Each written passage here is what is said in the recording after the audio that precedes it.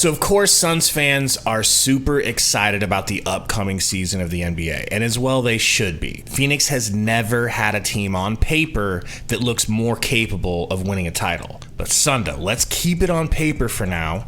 And on paper, the one hole you naturally see is the lack of talented point guard depth. We're going to be putting out a short series of videos examining the point guards available. There's some vets and some young players that the Suns have been linked to and are probably looking at. For the record, Ish Wainwright is more than likely the guy that both of us are ready to see go for a point guard. Just want to get that out of the way. Now, Bradley Beal, I think Sundo is capable of playing the point guard position. He's a lot less selfish than people think. He's not just a score-only player. He knows how to get people involved.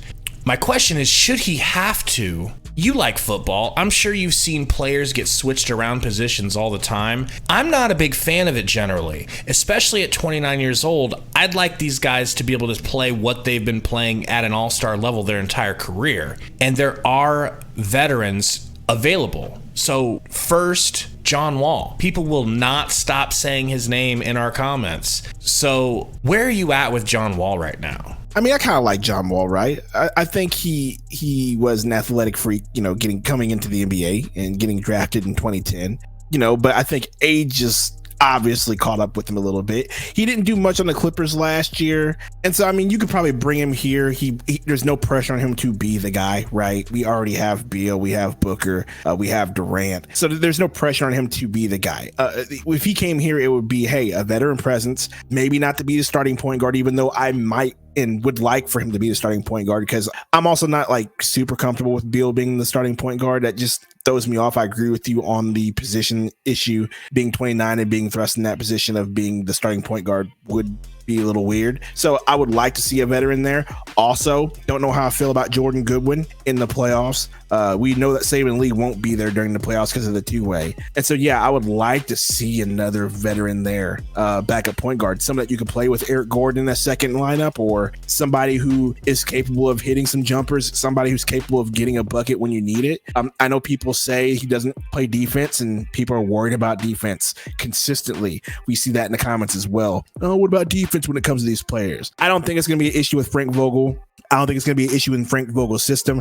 I think they got plenty of young players that'll play plenty of defense. We talked about it plenty. Long and strong. That whole thing. We have a bunch of athletic long players. So adding John Wall to the mix as a veteran, point guard, I don't think would be killer. Also, he's got that connection with Bradley Beal. They're friends. They're quote unquote brothers, right? Yeah, I mean, I think John Wall would be a decent fit. I don't think we would have to worry about defense. I think he would just be here to be a veteran presence, get some buckets, handle the rock. That's it. I hate to say it, man, but I'm the one that's out on Wall. You're out, you say. The Clippers chose to replace him with Russell Westbrook when he was at the rock bottom part of his fall from grace with the Lakers. They thought Westbrook would be a better option at point guard, and they were right. Westbrook was a big improvement from John Wall. They sent him back to the Rockets, the team he was desperate to get out of because he hates that franchise and he hated playing with those young guys who didn't play hard. Apparently, the Rockets are a dumpster fire organizationally. Maybe your boy Udoka can change that. I just see John Wall as being washed. What we would need him for is his ability or former ability to get to the rim. Because the other weakness the Suns have, in my opinion, is we still don't really quite have anyone who goes to the rack. I've looked up and down our roster and I can't find the guy that does that. But he's lost his burst. He was the fastest point guard baseline to baseline in the NBA in 2017, 2018 before the injury. But that's gone, much like James Harden, who can't get past anyone now, and it's muted him. But Wall is not the mid-range or three-point shooter that James Harden is. So that's my fear, is that he's just a big name, and that's why people want him. Yeah, to go with your point, he's a 32% career 3-point shooter. So he wouldn't be a sniper coming off the bench. He wouldn't be a sniper starting. He averages about 9 assists per game, in his career. Now in recent years, that's gone down a bit, 5, 6, but that's just because, playing time's been down, but he's still in that 30% range of 3-point shooting. So to your point, yeah, I don't think that would be good. I think he would be torched by the fan base if he was shooting that low percentage on this team. Also shooting 40% from the field, is a little, it just depends on who you are, how you feel about it. So to your point, yeah, he may have fallen off. And maybe I do agree with you a little bit that it's because he's a big name that people want him, and myself included. That could be it. But I mean, would you be that upset if he ended up on the team? Like, would you just be so disgusted if he ended up on this team? Absolutely not. Because, and I hate to be turning on Ish Wainwright like this, but I feel like I've seen everything I need to see from Ish, and I know who he is. He's me on 2K when I haven't played in a month. I go in there, I pass the ball every time I touch it. I'll shoot an open 3 if it's available. Probably not gonna make it until I get well warmed up.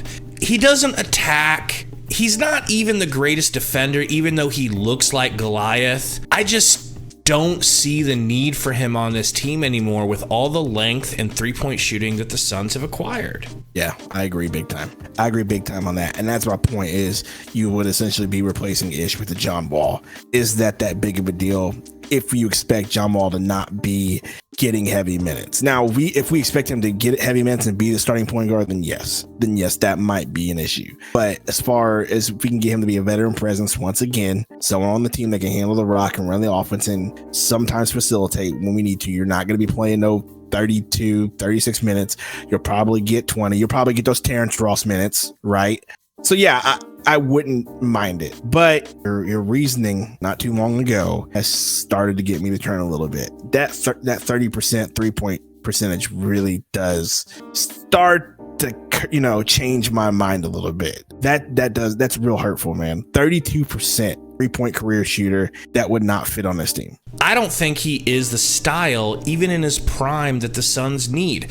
Let's live in a fantasy world where he's in his prime. You bring prime Wall onto the Suns, and everyone is going to be thinking, there's not enough basketballs to go around.